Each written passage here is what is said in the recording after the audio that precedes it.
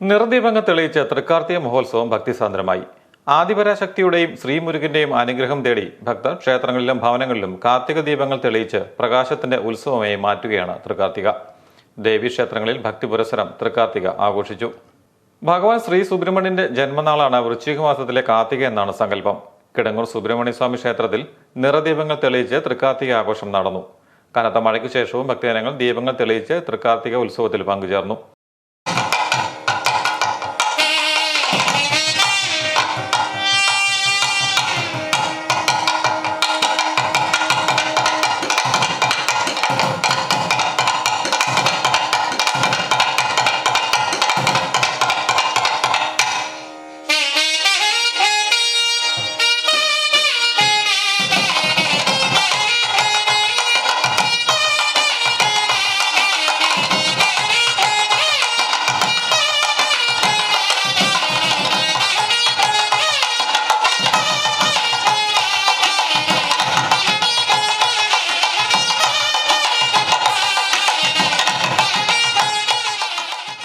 രാവിലെ 8-ന് ശ്രീബലിയും തുടർന്ന് 12-ന് നവകാഭിഷേകം, പാലഭിഷേകം, പഞ്ചാമൃത അഭിഷേകം എന്നിവയും നടന്നു.